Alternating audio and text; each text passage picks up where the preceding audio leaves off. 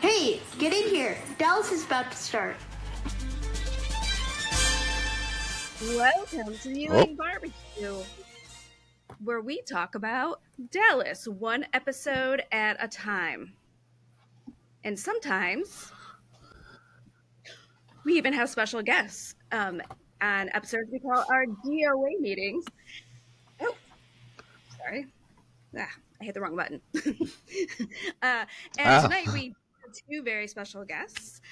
We have Charlene Tilton and Steve Kanaly. Welcome. Welcome. Part of our Southfork Experience series within the DOA. We have so many umbrellas. I begin to feel like Taylor Sheridan of the podcast world with all of our little spin-offs here.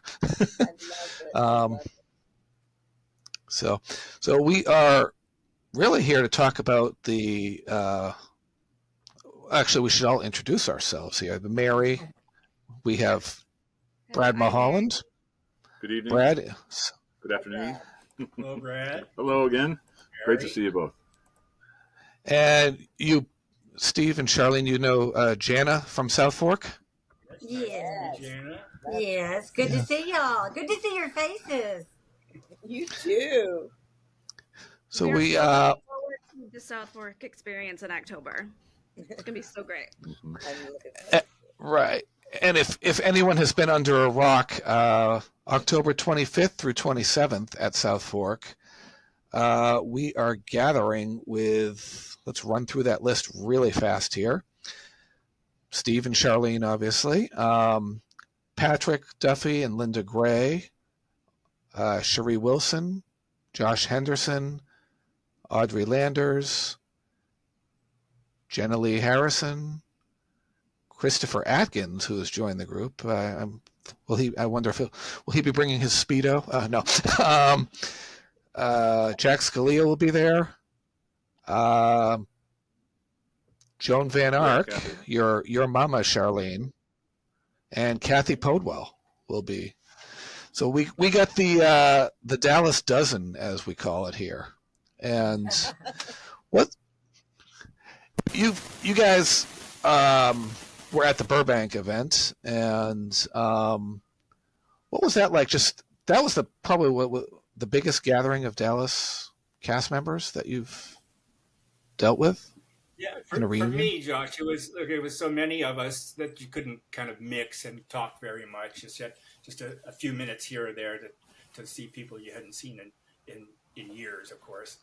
But the attendance is what was the most amazing thing to me. Is that people came from all over the country. I mean, practically every state you could think of. All over the world. And all over the world. Yeah. From all the continents. Yeah. And it's really impressive to me when I come across this and people just drop everything. I mean, I don't know who's attending this event, but I imagine the same thing. And we have this wonderful, faithful group of people that just revere this show and want to feel part of it in some way. This is the perfect way. This is what's on the story here in October. Well, and having us all gather at the iconic Southfork Ranch, which itself was a character in the show. That location was a character. So, and Jana for years was the woman that ran that ranch and kept it up and running and ran the tours and all the big events and things like that. And I just love the fact that Jana always cared so much about the legacy of the show, the ranch itself, and the fans. I mean, Jan always makes sure that the fans get a great experience. So, speaking of the ranch, when sorry, Jen.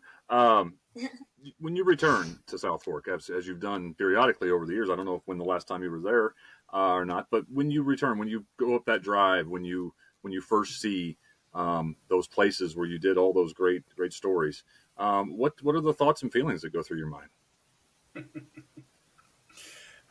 I have one that's kind of funny. We came back after the second or third season, and Patrick and Larry and I were sharing a house in Dallas. And I didn't work that first day, and they did. And they said, wait till you get to the Southfork. You're in for a surprise. And I had no idea what it was. And on the next day, I went to work, and there was 500 people Dallas fans surrounding the driveway. And they had taken on this new function that if they're going to crawl over the fence, we're going to charge admission. And that was the beginning of, South Fork as an attraction that was people could buy a ticket to. And I just never forgot that. And, it was really something to be working in front of a live audience that, just wants to see every little thing and hear it all. It was quite interesting. I think back then Joe Duncan still owned it as well. It was, if I'm not mistaken. Sure. It was the Duncan's property. Yeah. Yeah, and they actually lived in the house while we were filming. Which is really crazy to think about, right? One of the kids pops their heads up in the window. Hi, I'm here. No. But people were just crawling over the fence, so they said, "Well, we might as well put somebody out there to charge them $10." That's where it started. I didn't know that. That's crazy. Yeah. And fans were crawling and putting their face in the windows and, disturbing the family at times. Yeah. And the ranch is still there. It's changed ownership a few times, and now it's in a little bit of a state of flux with some of the surrounding property now zoned for housing development. And the property is really filled in over the years around it. I know originally, I remember in 2008, Steve, you were pointing out that way back you could actually see Ray's brick house from across the property. And now you can't do that. Now that's probably all houses. Yeah. I don't know. Yeah, it's But the house that we used for Ray's was the original one was just on the next street down, and it was maybe half a mile away, and you could see it. Yeah. Oh yeah. Because I do remember the scene with. Now you've got oil derricks that you can climb up on. You can see for 100 miles. Wow. I remember that. That's still there, but it doesn't. There's not. The elevator broke, so things kind of part with it, so it's just there. And I see. I wish I had a chance to go up there because I heard you could see all the way to downtown Dallas. That's a pretty it was big. Just that little bit of elevation, 50 feet, and you could see a long way. Yeah, it's pretty cool when it was going.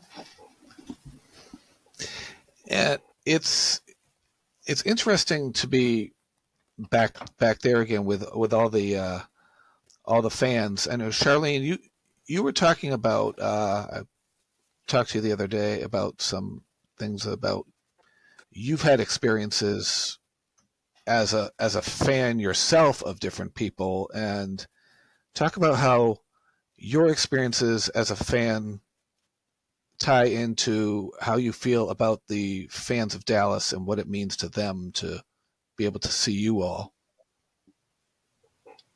Well,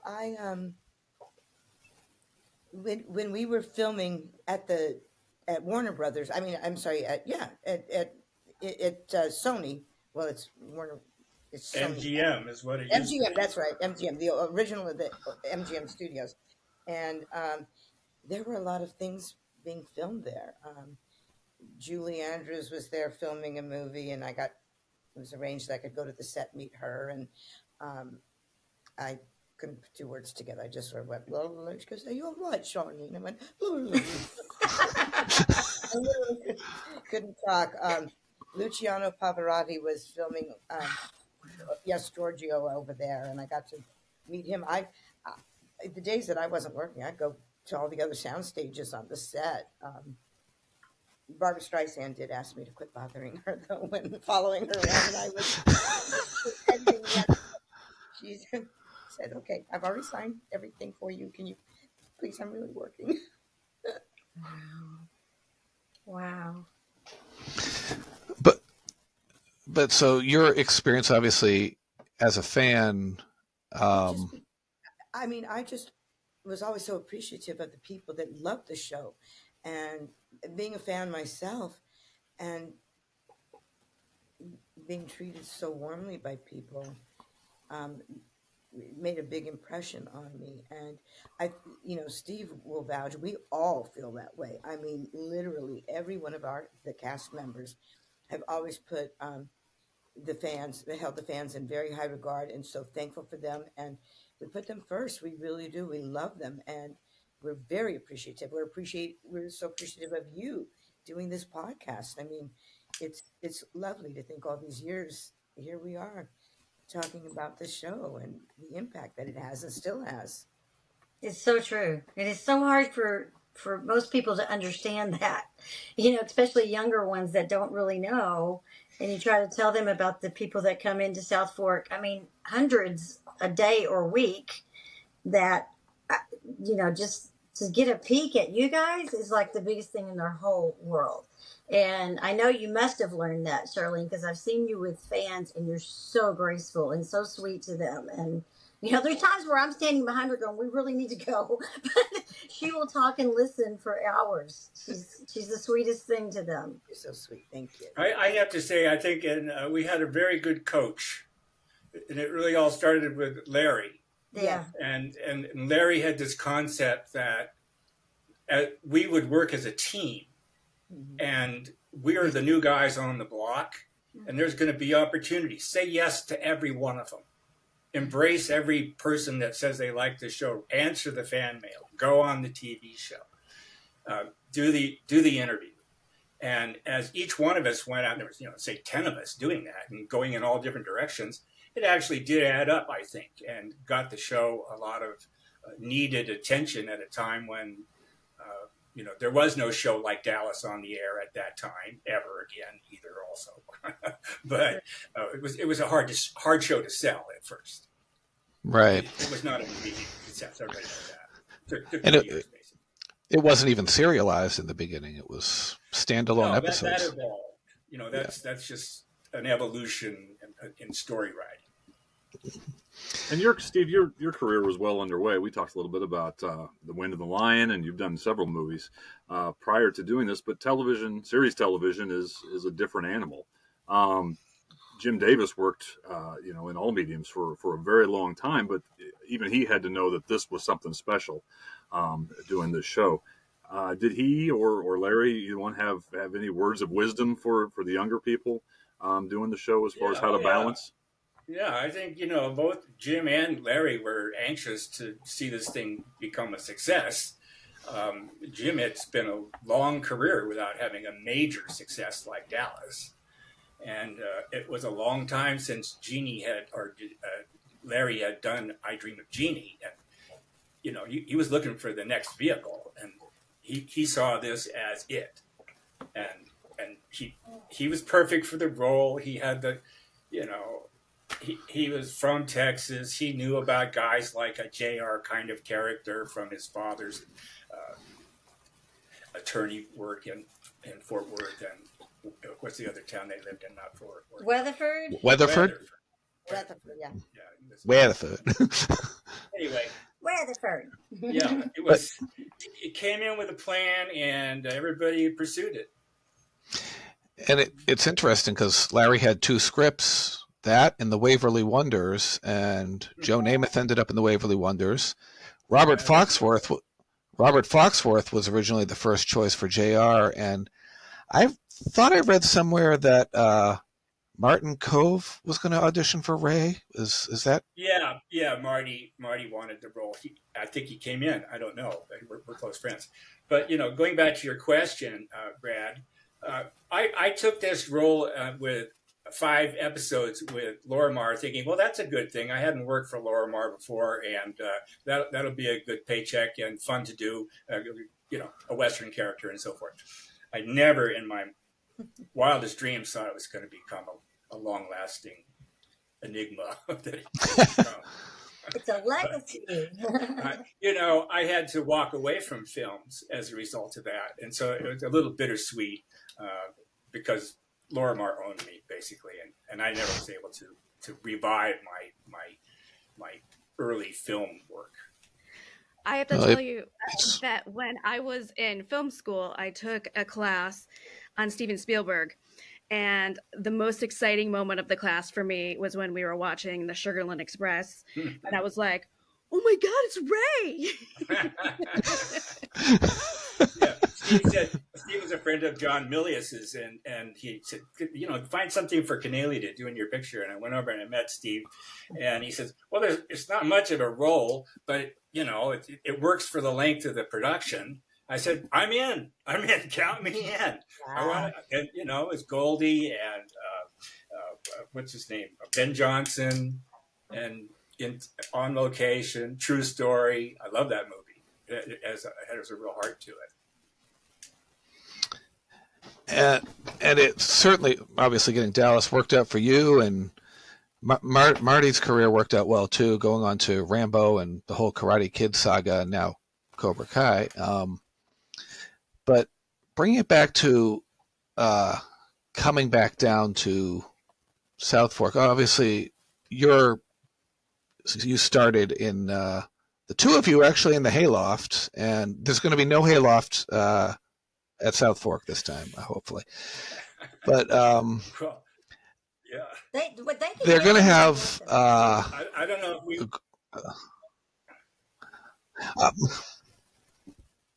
I thought it was ironic though that in the beginning you two were in the hayloft, and then later you had to beat up Brad Pitt for being in the barn. And I'm going, oh, come on, Ray. It's not a few years ago you were doing that. So, but well, Brad Pitt was getting down there. Came on the show. he was a 21-year-old kid playing a teenager opposite Charlene, and I was directing one of the episodes, and that's the one where I throw him up against the wall and treat him rough. And, he was a very good listener, a good actor, minded his P's and Q's, never had to tell him very much. And I was really concentrating on Shalane's work.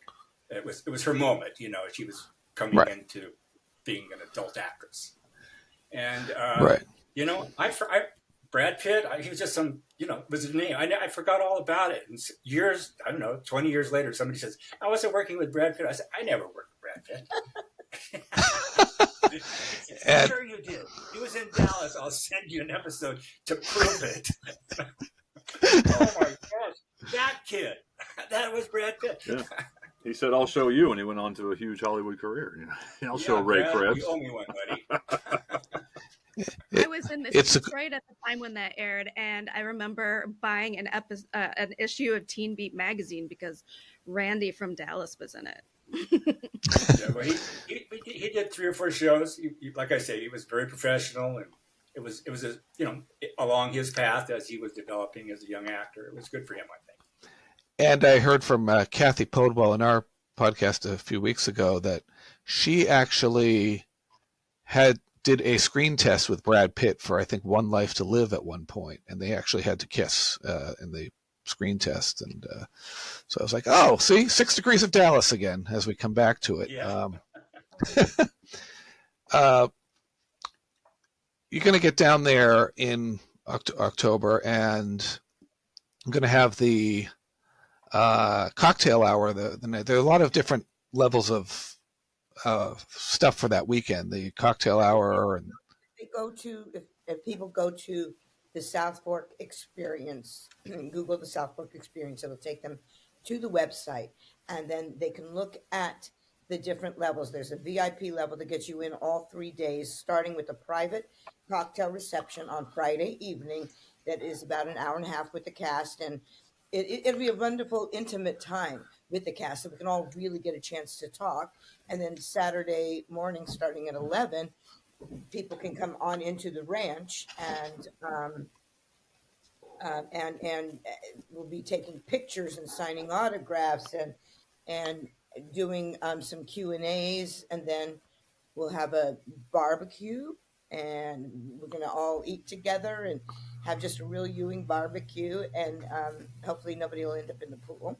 And well, Jenna Lee is going to be there, so she's been known to throw people in the pool. So, and then we're going to have, after that, there's going to be an auction with pictures. With Mario has painted pictures of the cast, and it'll benefit the Yellow Rose Gala organization that Sheree has worked very closely with for years. It's a wonderful charity.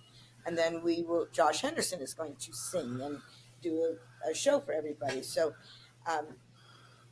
Steve will see if us old folks can hang out. Yeah, that's a pretty busy schedule. It is busy. I didn't hear nap in there anywhere. There's what? But I didn't hear the nap. No. I have to have the nap in the afternoon. I was really hoping that shuttle goes back and forth all day so that, people can go back to the hotel, take a nap, come back, And then Sunday morning at 9:00, people can come in and have breakfast with the Ewings, and then we will be taking them on tours of the house. So, and that goes on till 3. So there's different levels. You can buy just the cocktail. You can buy just the barbecue dinner. You can buy all day Saturday. So there's different levels, whatever suits anybody's fancy. It's all going to be fun. Who's the wrangler of this whole thing?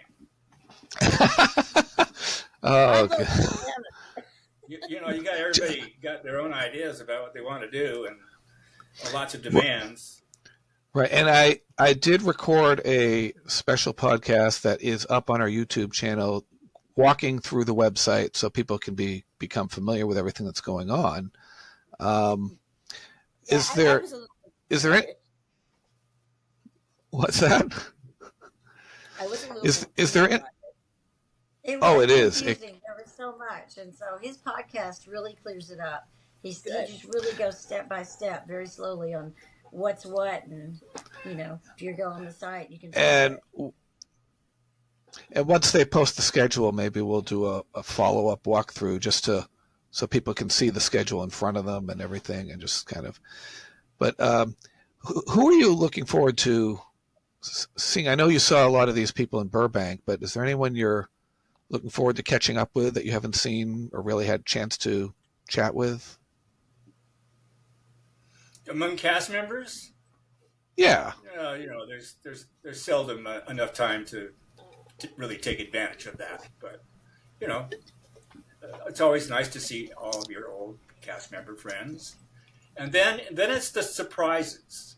It's the people that you don't expect to see that show up. And they're the ones that take your breath away.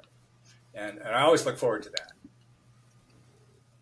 Do you know something we don't know? Well, as I anyone people from all around the world, people that have written me fan letters for years and years, and suddenly they show up.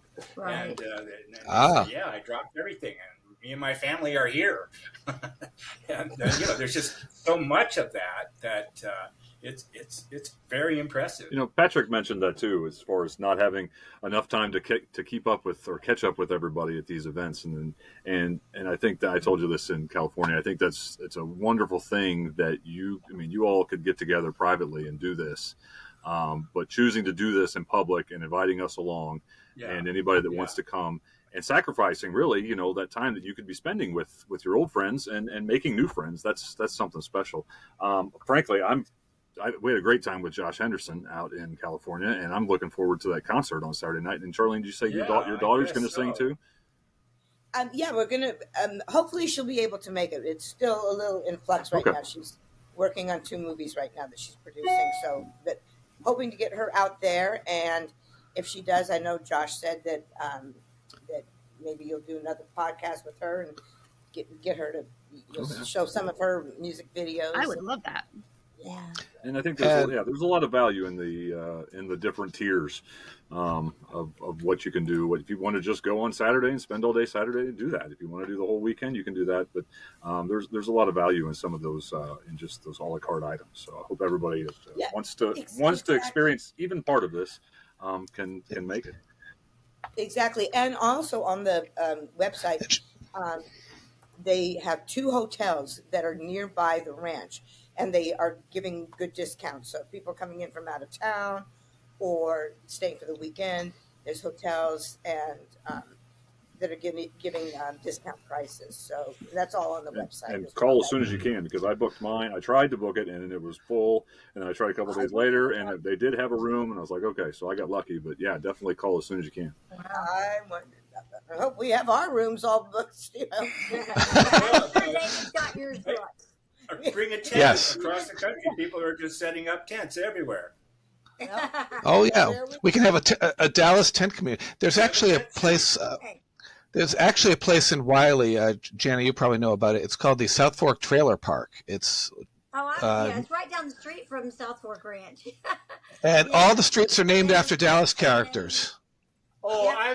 I remember that. That's right. That's funny. They have a we got called. Yeah, we got called all the time for that place at the ranch, but they were really looking for that trailer park. But they had Charlene Drive and Ray Drive and Street. And Valine. They even had a Valine, too. I discovered this years ago.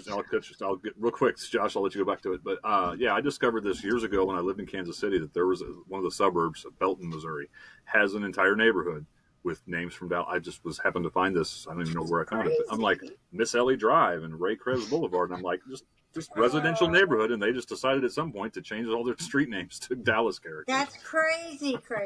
Wow. You know what's funny? I can't tell you how many, I haven't thought about this in a long time, but so many people came to Southfork as tourists, and they'd say, yeah, we named our daughter after Sue Ellen, or we named our daughter, after whoever, character Lucy or whoever. We have a horse named Lucy, actually. If I had a daughter, I was going to name her Jenna. Yes, Jenna was a popular one. Yes. Jenna, yes. Well, Jenna, what was I'll tell you something funny on that note.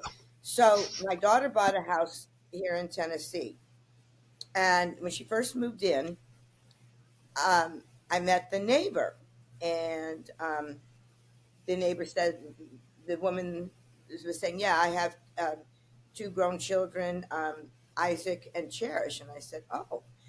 And I said, Cherish, well, that's an interesting name. I said, how did you come up with that name? She said, well, my favorite show was Dallas, and my favorite actress on the show was Charlene Tilton. And she had a daughter named Cherish who was born, and it was all over the magazines. It was born 6 months before my daughter. And so I named her Cherish. And I said, oh, well, and I was like in a hat with sunglasses, sweats with no makeup. We were moving in. Cherish was moving in.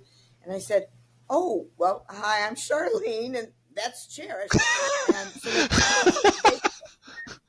And sometimes I ask her, I say, Kathy, can we switch Cherishes today?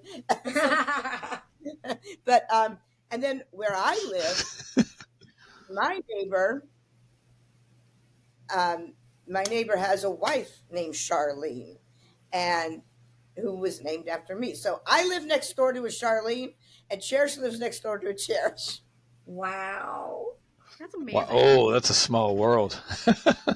Oh, we brought up Jenna. Steve, what was it like seeing Priscilla again after all these years? I know you probably hadn't seen her in a while. Yeah, I talk to her from time to time. She's always been very sweet and honestly a very, very nice person to be around. And when she came on the show, her acting experience at that point was very limited. So we kind of took her under our wing, and she was embraced by everybody in the cast. And I thought as an actress, she really evolved in a nice way over the years.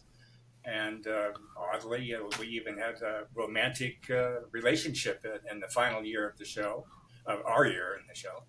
And Ray and Jenna were married. So you just never know where the life is going to take you, or Laura. And then moved off to Switzerland. Now, yeah, no, she's you very, you both were there in. Right. Yeah. I'm sorry. And unfortunately, she won't. Oh no! Unfortunately, she won't be at this event because I believe she's doing a cruise, a fan cruise. The next. Well, and she will be in. yeah. I will see her. I'll see her a week later because she's going to be at Comic-Con in Rhode Island. So I'll be catching up with her there. Okay. Yeah. So you both came. Actually seen every episode of Dallas? Steve, have you actually seen every episode of Dallas? No. I haven't either. No, I mean, even no, the no, ones that not every episode. No, I haven't. I saw the lion's share for sure, but I probably saw everyone I'm in. I haven't seen everyone I'm in. That's That's always an interesting question. Like, because I know Ted Shackelford's on record as saying he didn't really like watching himself. Did you watch yourself, or do you watch the other characters, or do you watch for the story, or when you watched it, what were you watching for? I'm critical when I watch it regarding my own performance, and I'm looking for editing and lighting, and if I sold it, and what I might have done differently, what worked, what didn't work. I mean, I look at it as a technical, right? Because otherwise, you don't ever get that kind of moment. Yeah, I do. You're not sitting in the editing room. So you don't go into the nuances of the character and like Ray's insecurities as a cowboy and with Dawn. Sure. That's just me as the actor. I make those choices. Nobody at Lorimar ever, dug that deep.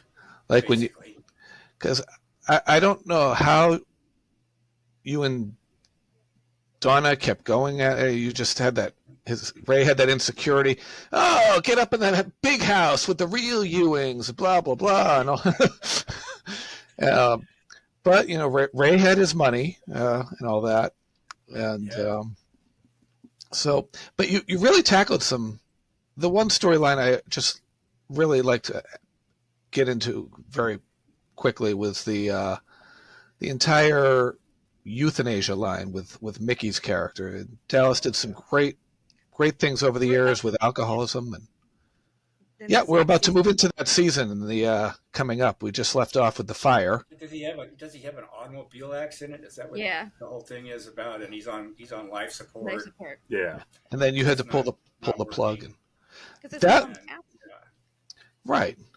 Kate Reed's. We thought for a while that Sue Ellen was told that she was the one who hit Mickey Trotter in her car when she was drunk, but it wasn't. It was somebody that was meant to hit JR and Mickey was driving her car. So yeah, that was an interesting. We did tackle. You tackled over the years breast cancer, pill addictions, rape, abortion. I mean, some of the things now. Yeah, Lucy got pregnant from being raped and by Roger the photographer, and ended up having an abortion. And those scenes where Lucy was talking to Miss Ellie about that, choosing what to do. I mean, it's still kind of relevant now. It's crazy. I honestly don't even know if the show would do that now. You know what? Probably not. Good point, man. Probably not. But Josh, I had sent you that picture. Speaking of, I was just about to segue into that. It's interesting, the 6 Degrees of Dallas that we talked about, and you are doing another movie. I have a movie coming out with on September 12th. It's called God's Not Dead, and in it I star along with Ray Weiss, who played Blair Sullivan.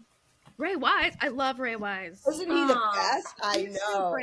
That's cool. And there's several times. God's Not Dead on the set of God's Not Dead, and here we are. Whatever. Yeah, you look great. Yeah, and that's hitting theaters on September 12th. God's Not Dead. Oh, cool. That's cool. That's really cool. I can't wait. Yeah, but it was just amazing and fun to work with him again after all these years, and Did he work on Dallas? Yeah, he played Blair Sullivan, and who ran the modeling agency that Pam would use for her models for the store, and then he's the one who got Lucy to be Miss Young Dallas and do that whole campaign when Lucy was modeling, and it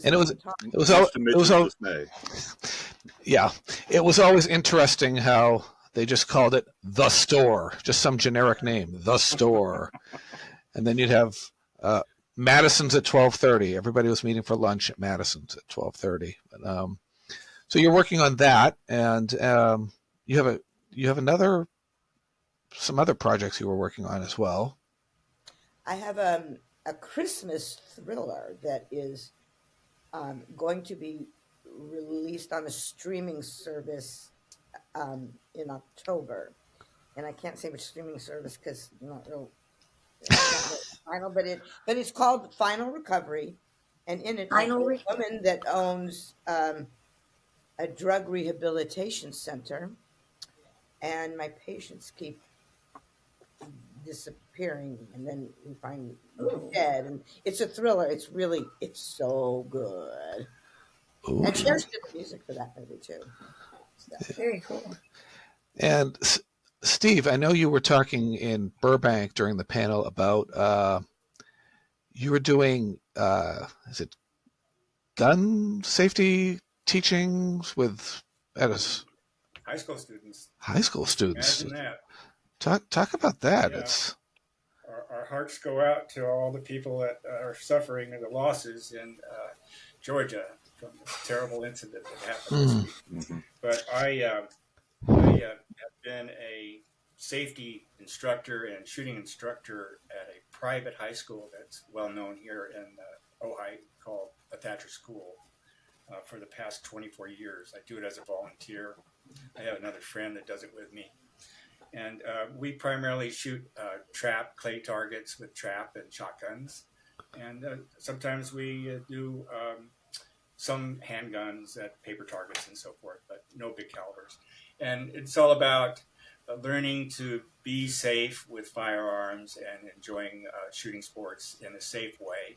And it's been part of the school's format since it was founded in 1887. So wow.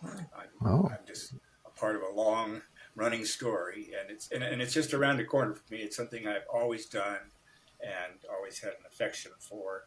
And I enjoy being close to the kids and I leave them with something that they'll have the rest of their life, and they'll leave the school always having been safe with firearms, and they'll make sure that everybody they're around is safe with firearms. That's a big thing nowadays. And those kids have no idea, right? Those kids have no idea that they're amongst television royalty. Their parents, their grandparents might maybe, but that's pretty cool though. Well, thanks for asking. It's my only job at the moment. Are you still doing your painting? You're such a talented. Yeah, I still got paintings going, and I'm a watercolor painter, and I've always got several in the works. And what else? Oh, and I'm working right here at my home right now. We've been doing a big renovation from one end to the other, and I mean big, and I have to tear down a 2-story deck, like the one at Southfork. And rebuild it. That's where we are right now, about halfway with that. Wow. And then you said it's 103 degrees out, so it's good to be inside. Yeah. Well, we're not working full days, obviously. Oh, good. So about noon, we pull the plug, but we started early. Because I know Josh Henderson has been living in Las Vegas, and they had he said it was like 126 degrees this summer, and it was just humid, and it was disgusting. And many days in a row, yeah. And he was wondering why his dog had no energy.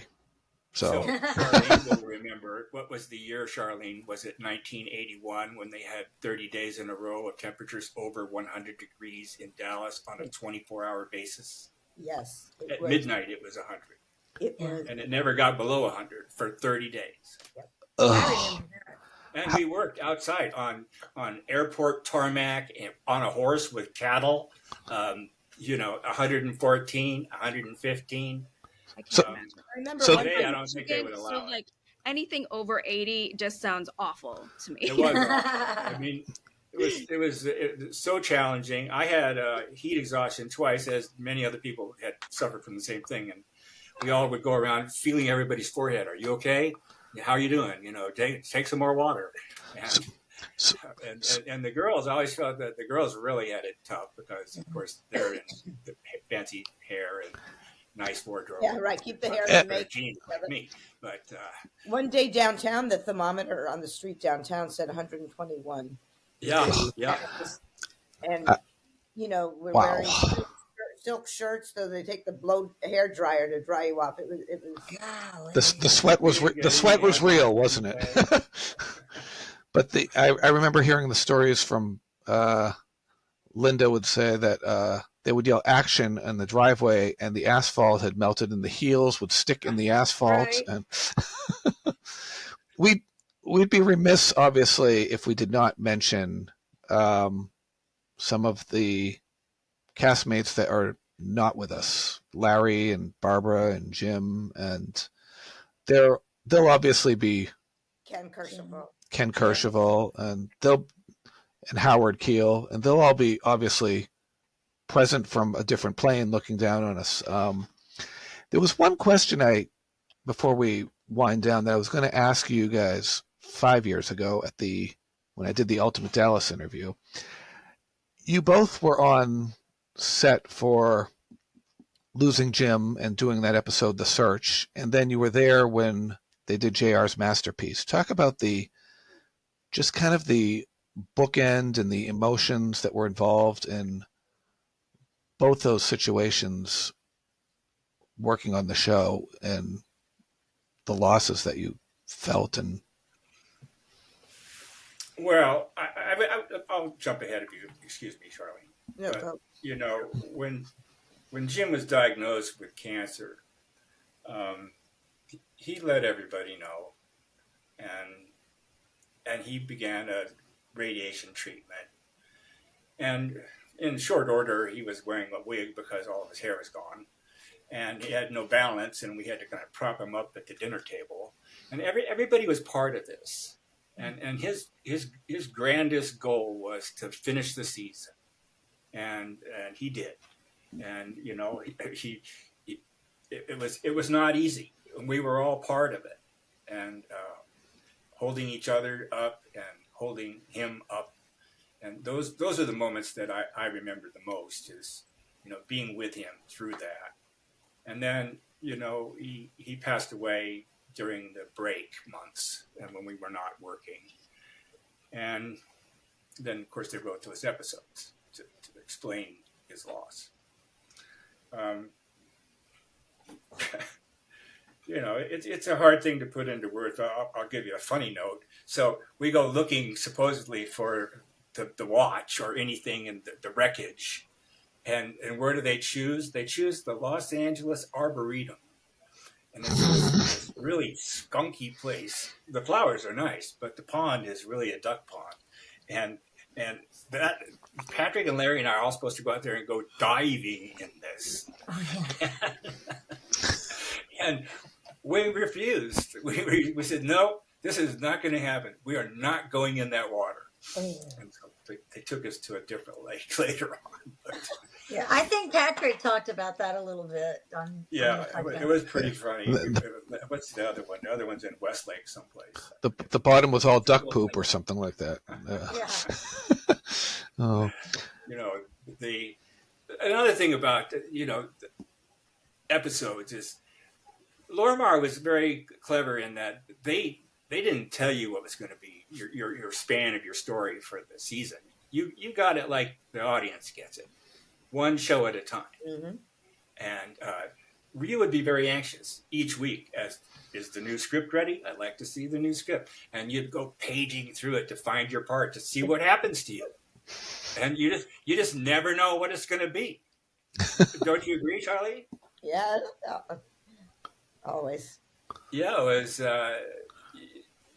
They did it all in privacy. They didn't consult with the actors particularly about their opinions on these subjects, and off they went. And you know, Ray's pulling the plug and doing a euthanasia story all of a sudden. And, oh, okay. Well, as an actor, it's great because it's one more new thing that you have never done on film before, and launch into it. Charlene, did you have a big surprise like that with any story that you just didn't see coming? Well, I loved I had wonderful story, some really great opportunities. I did love the one with Kit Mainwaring that was sort of early on, where Lucy was engaged to marry Kit Mainwaring, who had to come out and admit that he was gay. And back then we had to use the word homosexual. And again, and Mark Wheeler, who played Kit Mainwaring, was a wonderful young actor, and he was so good. But it was so beautifully written back then, and very sensitively written and directed, and again, kind of still relevant today. And it was way ahead of its time for sure. That storyline, I was like, whoa, okay, good. That's one of those surprises when you watch Dallas. I mean, that was what, 79 or something, and how well that was handled on the show. Like, yeah, it's just it was so brilliant. It was just really moving and touching. I was blessed and honored to be a part of that storyline for sure. And obviously back then you did not have the internet to spoil storylines and social media and everything like that. So, and there were only 3 channels, and you had to be in front of the television, and it was appointment viewing. There was the National Enquirer, though, that was always trying to. It was always accurate. I still have all those articles locked away somewhere. I would get them all, and I would follow them along and go, okay, actually this stuff actually happened. These storylines did not happen. And I even have a stack of USA Today. Every Wednesday I'd run down, get it, when they had published all the ratings for the previous week for all the shows, and I still have those in the attic somewhere. So I know we got to get wrapping up soon, but I would be remiss. It just occurred to me, like you talked about those, and that it was about the time of when Patrick Duffy was coming back to the show. When I started noticing these articles, and all the rumors and everything about how things happened, but that season that he wasn't there.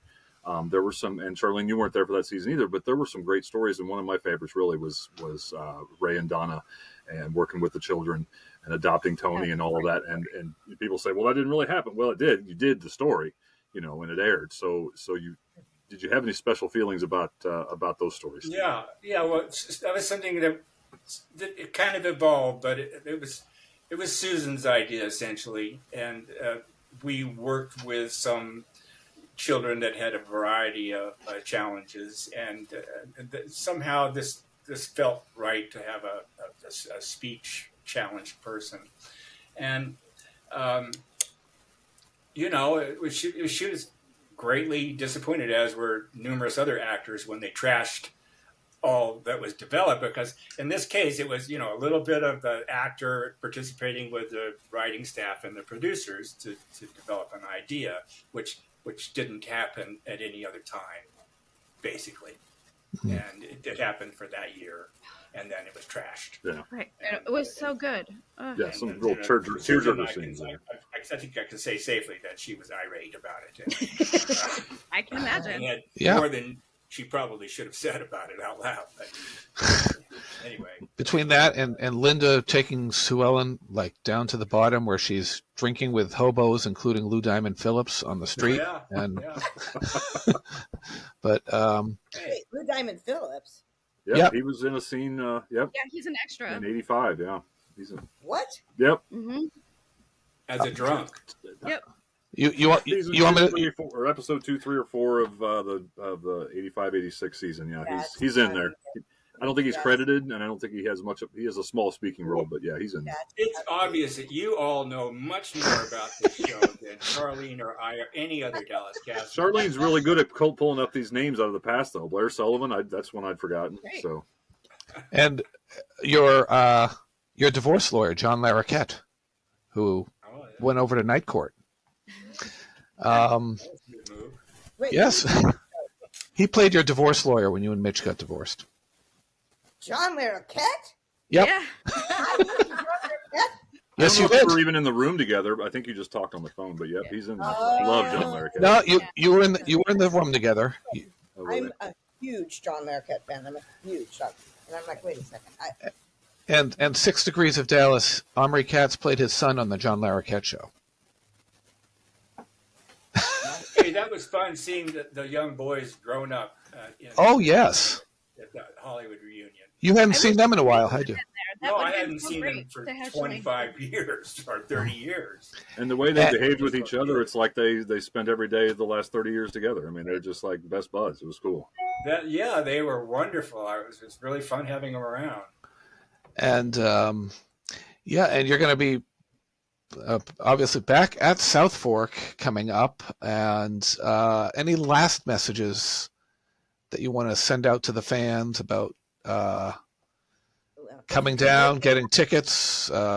Make it out to the Southfork Experience, October 25th, 26th, and 27th. Oh, we'll want to give you a hug and a, and a big yeehaw and get your boots and come barbecue with us. And it's a real boutique type of experience because you have your fanboy expo type thing with the autographs and the photo ops and the meet and greet. But then you have everything else that's going on, the concert, the auction, the cocktail hour, the tours that you guys are going to be giving them around the... This is a real different experience. We've never done anything like this where it's just, signing autographs or whatever. This is, you're really going to get to mingle with us. And they're keeping the numbers a little bit small. So everybody has, like you said, a real boutique experience. And it's really special. And to do it at Southfork, because if they're starting to rip down parts of Southfork, I don't know, how long this is, this could be our big last hurrah at Southfork. The final Ewing Barbecue.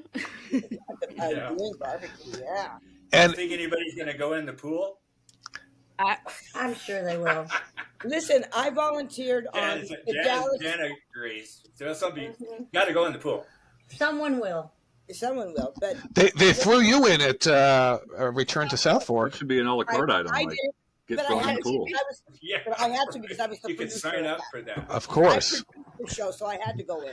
It had to be me. And that was interesting. You and Henry Winkler, you and the Fonz were the producers of that one. But one last point to make is that if you are going to the brunch, a lot of people do not actually finish their meal on Dallas at breakfast. They push the food, they pick at it, they have a fight about something, and they get up and they storm off. So if you really want a true experience, have a fight about something and storm off from the breakfast table. That is true, actually. Yes. I used to love it. It's very cool because the back great. patio at Southfork still has the very same table and chairs. It has the exact same one. The original, and they have Jock's car, which is the original. I pointed out they have Lucy's wedding dress. I pointed out the faded yellow awnings, and the tour guide called me. She's like, "That's the one thing you notice about this place." I'm like, "I just thought it was so cool. They still have the same awnings for 45 years." I know. I think it is too. They talked about changing it and remodeling it. I'm like, no, I was there last year. History.